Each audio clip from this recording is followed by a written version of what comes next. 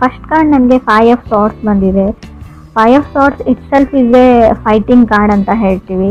So ತುಂಬ ಜಗಳ, ತುಂಬ ಆರ್ಗ್ಯುಮೆಂಟ್, ಸೋ ಮಚ್ ಫೈಟಿಂಗ್ ಅಂತ ಕಾರ್ಡ್ ಹೇಳುತ್ತೆ. ಸ್ವಲ್ಪ ಟ್ರಿಗರಿಂಗ್ ಇರುತ್ತೆ. ಅದರ್ ಪರ್ಸನ್ ಏನೇ ಹೇಳಿದ್ರು ಯಾವುದಕ್ಕೂ ಟ್ರಿಗರ್ ಮಾಡ್ತಾ ಇದ್ದಾರೆ ಅಂತ ಅನಿಸುತ್ತೆ. ಇದರಿಂದ ಆರ್ಗ್ಯುಮೆಂಟ್ ಸ್ಟಾರ್ಟ್ ಆಗಿ ಸೊ ಕಮ್ಯುನಿಕೇಷನ್ ಸ್ಟಾಪ್ ಆಗೋ ಅಂಥ ಚಾನ್ಸಸ್ ಇದೆ. ಮೇ ಬಿ ಕೇರ್ಫುಲ್ ಆಗಿರಿ ಅಂತ ಹೇಳ್ತೀನಿ. ಯಾವಾಗಲೂ ನಿಮ್ಮ ಕಲೀಗ್ಸ್ ಇರಲಿ, ನಿಮ್ಮ ಫ್ಯಾಮಿಲಿ ಮೆಂಬರ್ಸ್ ಇರಲಿ, ಸೊ ನಿಮ್ಮ ಪಾರ್ಟ್ನರ್ ಜೊತೆನೇ ಜಗಳ ಆಗುತ್ತೆ ಅಂತ ಹೇಳಲ್ಲ. ತುಂಬ ವಿಷಯಗಳು ಟ್ರಿಗರ್ ಆಗುತ್ತೆ 5 ಆಫ್ ಸಾರ್ಟ್ಸ್ ಇರೋದ್ರಿಂದ. ನೀವು ಕನೆಕ್ಟ್ ಆಗಿರೋ ಪರ್ಸನ್ ಕೂಡ ಟ್ರಿಗರ್ ಆಗಿರ್ಬೋದು. ವೈಸ್ ವರ್ಸಾ ರೀಡಿಂಗ್ ಇದೆ. ಕ್ರಾಸ್ ವಾಚರ್ಸ್ ಯಾರಾದರೂ ನೋಡ್ತಾ ಇದ್ದರೆ ಪೇಷನ್ಸಿಂದ ಇರಿ ಅಂತ ನಾನು ಹೇಳ್ತೀನಿ. ಸ್ವಲ್ಪ ಕೇರ್ಫುಲ್ಲಾಗಿ ಕೂಡ ಇರಿ. ನಿಮ್ಮ ಸ್ಪೀಚ್ ಬಗ್ಗೆ ನೀವೇನು ಮಾತಾಡ್ತೀರಾ ಅದ್ರ ಬಗ್ಗೆ ನಿಮಗೆ ಗಮನ ಇರಲಿ ಅಂತ ಹೇಳ್ತೀನಿ ನಾನು. ಸೆಕೆಂಡ್ ಕಾರ್ಡ್ ನನಗೆ ಕಿಂಗ್ ಆಫ್ ಕಪ್ಸ್ ಬಂದಿದೆ. ಒಬ್ಸೆಸಿವ್ ಅಂತ ಹೇಳ್ತೀವಿ, ಒಬ್ಸೆಸಿವ್ ಇನ್ ಲವ್ ಅಂತ ಹೇಳ್ತೀವಿ. ನೀವು ತುಂಬ ಟೈಮಿಂದ ಅಥವಾ ತುಂಬ ವರ್ಷಗಳಿಂದ ಸೊ ಆ ಪರ್ಸನ್ ಜೊತೆ ಇರ್ಬೋದು, ಲಾಂಗೆಸ್ಟ್ ಟೈಮಿಂದ ಅಂತ ಹೇಳ್ಬೋದು. ಮೇ ಬಿ ನಿಮ್ಗೆ ಅನಿಸಿರ್ಬೋದು, ನಾನು ಇಷ್ಟಪಟ್ಟಿರೋ ವ್ಯಕ್ತಿ ಇವರಲ್ಲ, ನಾನು ಅಂದ್ಕೊಂಡಿರೋ ವ್ಯಕ್ತಿ ಇವರೇನಾ ಅಂತ ನಿಮಗೆ ಡೌಟ್ಸ್ ಬರ್ಬೋದು. ಏನು ಅಂದರೆ ಈ ಮಂತಲ್ಲಿ ಎಸ್ಪೆಷಲಿ ನಿಮಗೆ ಸ್ವಲ್ಪ ಪೇಷನ್ಸ್, ತಾಳ್ಮೆ ಅಗತ್ಯ ತುಂಬಾ ಇದೆ ಅಂತ ಹೇಳ್ಬೋದು.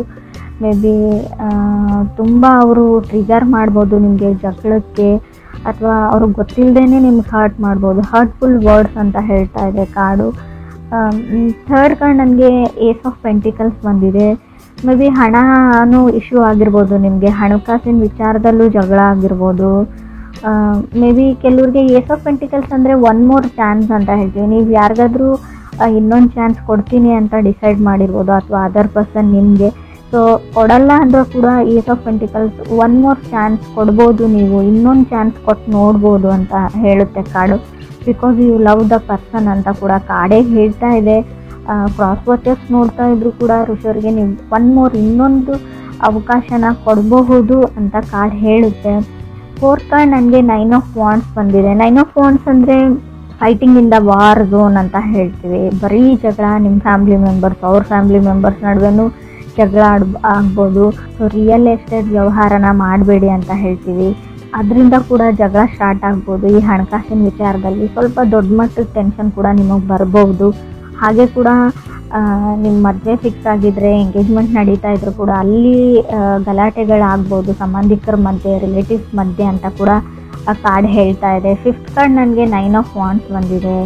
ಎಕ್ಸಾಸ್ಟೆಡ್, ಟಯರ್ಡ್ ಅಂತ ಹೇಳುತ್ತೆ. 9 ಆಫ್ ವಾಂಡ್ಸ್ ಅಂದರೆ ಫೈಟಿಂಗ್ ಅಂತ ಹೇಳ್ತೀವಿ. ನಂಗೆ ಗೊತ್ತಿಲ್ಲ ಯಾಕಿಷ್ಟು ಜಗಳಗಳು ನಡೀತಾ ಇದೆ, ಆರ್ಗ್ಯುಮೆಂಟ್ಸ್, ಫೈಟಿಂಗ್ ನಡೀತಾ ಇದೆ ಅಂತ ಕೂಡ ಅರ್ಥ ಆಗ್ತಾ ಇಲ್ಲ. ಕೆಲವ್ರಿಗೆ ನಿಮಗೆ ಗೊತ್ತಿದೆ ಫ್ಯಾಮಿಲಿ ಮ್ಯಾಟರ್ಸ್ ಅಂತ ಹೇಳಿ, ಸೊ ಅದನ್ನು ರಿಸಾಲ್ವ್ ಮಾಡ್ಕೊಳ್ಬೋದು. ಬಟ್ ಜಾನಲ್ಲಿ ಆಗೋದು ತುಂಬ ಕಷ್ಟ. ಅದಕ್ಕೆ ಸ್ವಲ್ಪ ಟೈಮನ್ನು ಕೊಡಿ ನೀವು ಅಂತ ಹೇಳ್ತಾ ಇದ್ದೀನಿ ನಾನು. ಸ್ವಲ್ಪ ಡಿಸ್ಟರ್ಬೆನ್ಸ್ ಇದ್ದರೂ ಕೂಡ ಅಡ್ಜಸ್ಟ್ ಮಾಡ್ಕೊಳ್ಳಿ. 6th ಕಾರ್ಡ್ ನನಗೆ 6 ಆಫ್ ಸಾರ್ಟ್ಸ್ ಬಂದಿದೆ. Another opportunity. ನಿಮಗೆ 6 ಆಫ್ ಸಾರ್ಟ್ಸ್ ಇರೋದ್ರಿಂದ ಖಂಡಿತವಾಗಿ ಅವ್ರಿಗೆ ಸೊ ಪೇಷನ್ಸಿಂದ ಇದ್ದರೆ ನಿಮ್ಗೆ ಇನ್ನೊಂದು ಚಾನ್ಸ್ ಅಥವಾ ಆಪರ್ಚುನಿಟಿ ಸಿಗುತ್ತೆ. ಆ ಆಪರ್ಚುನಿಟೀಸಿಂದ ಎಲ್ಲನೂ ಸರಿ ಹೋಗುತ್ತೆ ಕೆಲವ್ರಿಗೆ ಅಂತ ಹೇಳ್ಬೋದು. ಎಷ್ಟೇ ಜಗಳ ಇರಲಿ, ಏನೇ ಆಗಿರಲಿ, ಪ್ಯಾಚಪ್ ಆಗಿ ಒಂದು ಏನು ಹೇಳ್ತಾರೆ ಸುಂದರವಾದ ಬದುಕು, ಲೈಫ್ ಅಂತ ಹೇಳ್ಬೋದು. 7th ಕಾರ್ಡ್ ನನಗೆ 5 ಆಫ್ ಸಾರ್ಟ್ಸ್ ಬಂದಿದೆ. ಇನ್ನೂ ಕೆಲವ್ರಿಗೆ 3 ಆರ್ಗ್ಯುಮೆಂಟ್ಸ್ ಹೇಳ್ತೀನಿ. ನಂಗೆ ಗೊತ್ತಿಲ್ಲ, ರೀಡಿಂಗೇ ಇದೇ ಥರ ಇದೆ, ಬರೀ ಜಗಳ ಆರ್ಗ್ಯುಮೆಂಟ್ಸ್ ಅಂತ ಹೇಳ್ತೀನಿ ಅಂತ ಅಂದ್ಕೊಳ್ಬೇಡಿ.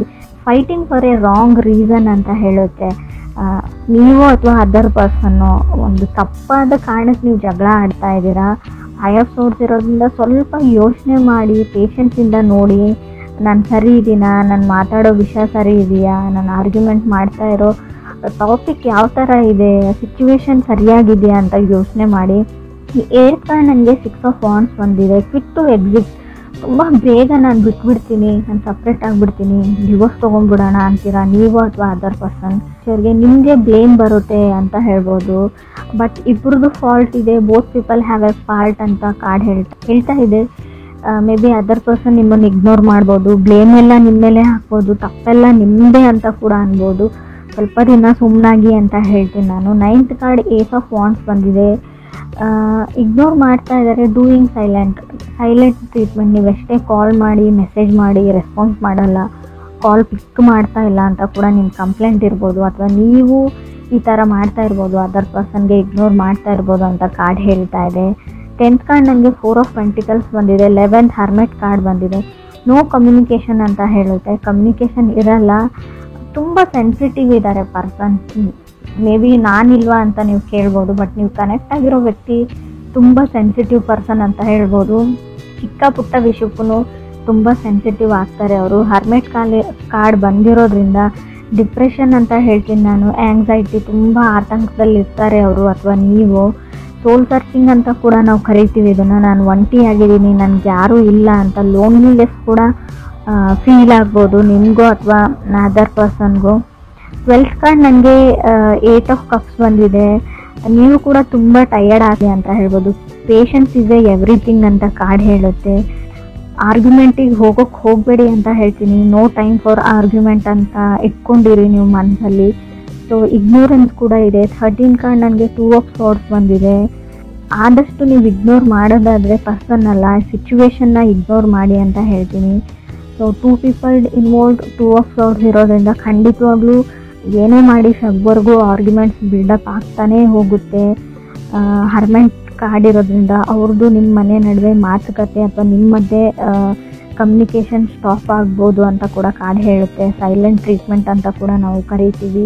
ಸೊ 7th ಕಾರ್ಡ್ 5 ಆಫ್ ಸಾರ್ಡ್ಸ್ ಇರೋದ್ರಿಂದ ಮೇ ಬಿ ಅವ್ರ ಫ್ಯಾಮ್ಲಿ ಮೆಂಬರ್ಸೇ ನಿಮ್ಗೊಂದು ಇಶ್ಯೂ ಆಗಿದ್ದಾರೆ ಅಥವಾ ನಿಮ್ಮ ಫ್ಯಾಮ್ಲಿ ಮೆಂಬರ್ಸ್ ಅವ್ರಿಗೆ ಇಶ್ಯೂ ಆಗಿರ್ಬೋದು. ನಿಮ್ಮ ಮಧ್ಯೆ ಪ್ರಾಬ್ಲಮ್ ಇಲ್ಲ ಅಂದರೂ ಪ್ರಾಬ್ಲಮ್ ತಂದಿಡ್ತಾ ಇರ್ಬೋದು ಅಂತ ಕೂಡ ಕಾರ್ಡ್ ಹೇಳುತ್ತೆ. ಆ್ಯಂಡ್ ಮೇ ಬಿ ನೀವಿಬ್ಬರು ಹಿಡಿದ್ರೆ ಇನ್ನೂ 3 ಮೆಂಬರ್ಸ್ ಇನ್ವಾಲ್ವ್ ಇದ್ದಾರೆ ಇದರಲ್ಲಿ. ಆ ಮನೆಯವ್ರು ಇರ್ಬೋದು ಅಥವಾ ನಿಮ್ಮ ಮನೆಯವ್ರು ಇರ್ಬೋದು, ಅದರ್ ಪರ್ಸನ್ ಮನೆಯವ್ರು ಇರ್ಬೋದು. ಸೊ ನಿಮ್ಮ ಪೇರೆಂಟ್ಸ್ ಇರ್ಬೋದು, ಅವ್ರ ಪೇರೆಂಟ್ಸ್ ಆಗಿರ್ಬೋದು. ಸೊ ಟೋಟಲಿ 5 ಮೆಂಬರ್ಸ್ ಇನ್ವಾಲ್ವ್ಡ್ ಇದ್ದೀರಾ ಈ ಆರ್ಗ್ಯುಮೆಂಟ್, ಈ ಫೈಟಿಂಗಲ್ಲಿ ಅಂತ ಕಾರ್ಡ್ ಕ್ಲಿಯರಾಗಿ ಹೇಳ್ತಾ ಇದೆ. ಮೇ ಬಿ ಅವರೆಲ್ಲರೂ ಸೇರಿಬಿಟ್ಟು ನಿಮ್ಮನ್ನು ಒಂಟಿ ಮಾಡ್ಬೋದು ಅಥವಾ ನೀವು ನಿಮ್ಮ ಫ್ಯಾಮ್ಲಿ ಜೊತೆ ಸೇರಿ ಅವ್ರನ್ನ ಒಂಟಿ ಮಾಡ್ಬೋದು ಅಂತ ಕೂಡ ಕಾರ್ಡ್ ಹೇಳ್ತಾ ಇದೆ. ತಾಳ್ಮೆ ತುಂಬ ಇಂಪಾರ್ಟೆಂಟ್ ಆಗುತ್ತೆ ಇಲ್ಲಿ. ನಿಮ್ಗೆ ಇಷ್ಟ ಇಲ್ಲ ಅವರಿಂದ ದೂರ ಆಗೋದು. ಎಂಡ್ ಆಫ್ ದಿ ಡೇ ಅವ್ರ ಮೇಲೆ ನಿಮಗೆ ಲವ್ ಇದೆ, ನಿಮ್ಮ ಮೇಲೆ ಅವ್ರಿಗೆ ಲವ್ ಇದೆ. ಸೊ ಹಾಗಿದ್ರೆ ನೀವು ಸ್ವಲ್ಪ ಸುಮ್ಮನಿರೋದು ಬೆಟರು. ಯಾರದೇ ಸಜೆಷನ್ನ ತೊಗೊಳಕ್ಕೆ ಹೋಗಬೇಡಿ ಅಂತ ಕೂಡ ನಾನು ಹೇಳ್ತೀನಿ. ರಾಂಗ್ ಸಜೆಷನ್ಸ್ ಕೊಡ್ತಾರೆ ಅವರು. ರಾಂಗ್ ರೀಸನ್ಸ್ಗೆ ನೀವು ಫೈಟ್ ಮಾಡ್ತೀರಾ. ಸೊ ಅದು ಜಗಳಾಡೋ ವಿಷಯನೂ ಆಗಿರಲ್ಲ ಅಂತ ಕೂಡ ಕಾರ್ಡ್ ಹೇಳ್ತಾ ಇದೆ. ಎವ್ರಿ ಡೇ ಆರ್ಗ್ಯುಮೆಂಟ್ ಅಂತ ಹೇಳುತ್ತೆ 8 ಆಫ್ ಕಪ್ಸ್ ಇರೋದ್ರಿಂದ. ಸ್ವಲ್ಪ ನೆಗೆಟಿವ್ ರೀಡಿಂಗ್ ಇದೆ, ನಾನು ಒಪ್ಕೊಳ್ತೀನಿ. ಬಟ್ ಇನ್ ಕೇಸ್ ನೀವೇನಾದರೂ ಮದುವೆಗೋ ಅಥವಾ ಹುಡುಗನೋ ಹುಡುಗಿನೋ ಹುಡುಕ್ತಾ ಇದ್ದರೆ ಅಂಥ ಆಪರ್ಚುನಿಟೀಸ್ ಕೂಡ ನಿಮಗೆ 6 ಆಫ್ ಸಾರ್ಡ್ಸ್ ಇರೋದ್ರಿಂದ ಖಂಡಿತವಾಗ್ಲೂ ಆಪರ್ಚುನಿಟೀಸ್ ನಿಮಗೆ ಹುಡ್ಕೊಂಡು ಬರುತ್ತೆ ಅಂತ ನಾನು ಹೇಳ್ತೀನಿ. ಬಟ್ ಇಲ್ಲೂ ಕೂಡ ನೀವು ರಿಲೇಟಿವ್ಸ್ ಮಾತನ್ನ ಕೇಳೋಂಗಿಲ್ಲ. ನಿಮ್ಗೆ ಯಾರು ಆಫರ್ಸ್ನ ತಂದು ಕೊಟ್ಟಿರ್ತಾರೆ. ಸೊ ಸ್ವಲ್ಪ ಮ್ಯಾನಿಪುಲೇಟರ್ ಇದ್ದಾರೆ ಅವರು. ಇಲ್ಲದೆ ಇರೋದನ್ನೆಲ್ಲ ಇದೆ ಅಂತ ಹೇಳೋವಂಥ ವ್ಯಕ್ತಿ. ನೀವು ಕರೆಕ್ಟಾಗಿ ವಿಚಾರಿಸಿ ಬಿಟ್ಟು ಮುಂದೆ ಸ್ಟೆಪ್ ತೊಗೊಳ್ಳೋದು ಒಳ್ಳೆಯದು ಅಂತ ಕಾರ್ಡ್ ಹೇಳ್ತಾ ಇದೆ. ಡಿಲೇ ಹೇಳ್ತೀನಿ. ಓವರ್ ದ ಟೈಮ್ ಸ್ವಲ್ಪ ನಿಮಗೆ ಎಲ್ಲದರಲ್ಲೂ ಡಿಲೇ ಅಂತ ಅನ್ನಿಸ್ಬೋದು. ಸೊ ಅದು ಒಳ್ಳೆಯದೇ ಅಂತ ಹೇಳ್ತೀನಿ. ಯಾವುದೇ ಸಡನ್ ಡಿಸಿಷನ್ನ ಅಥವಾ ಬಿಗ್ ಡಿಸಿಷನ್ನ ಈ ಮಂತಲ್ಲಿ ಮಾಡಬೇಡಿ ಖಂಡಿತವಾಗ್ಲೂ ಅಂತ ಕಾರ್ಡ್ ಹೇಳ್ತಾ ಇದೆ. 9 ಆಫ್ ವಾಂಡ್ಸ್ ಇರೋದ್ರಿಂದ ಸ್ವಲ್ಪ ಟಯರ್ಡ್ ಆಗಿರ್ತೀರ. ಆದಷ್ಟು ಗುಡ್ ಸ್ಲೀಪ್ನ ತೊಗೊಳಕ್ಕೆ ಟ್ರೈ ಮಾಡಿ, ಚೆನ್ನಾಗಿ ನಿದ್ದೆ ಮಾಡೋಕ್ಕೆ ಟ್ರೈ ಮಾಡಿ ಅಂತ ಹೇಳ್ತೀನಿ. ರಿಯಲ್ ಎಸ್ಟೇಟ್ ವ್ಯವಹಾರನ ಮಾಡೋಕ್ಕೆ ಹೋಗಬೇಡಿ. ಏನಾದರೂ ಬೈ ಮಾಡ್ತೀನಿ ಹೊಸ ವಸ್ತುಗಳಂದ್ರೆ ಅದನ್ನು ಕೂಡ ಸ್ವಲ್ಪ ಪಾಸಲ್ಲಿ ಇಡಿ. ಎಲ್ಲನೂ 1 ಸ್ಟೆಪ್ ಬ್ಯಾಕ್ ಅಂತ ಹೇಳ್ತೀವಿ, ಸ್ಟೆಪ್ ಬ್ಯಾಕ್ ಆಗಿ ಅಂತ ಹೇಳ್ತೀನಿ ನಾನು. ಸೊ ಸ್ವಲ್ಪ ನಿಮಗೆ ನೀವು ಟೈಮ್ ಕೊಟ್ಕೊಳ್ಳಿ ಅಂತ ಕೂಡ ಕಾರ್ಡ್ ಹೇಳ್ತಾ ಇದೆ.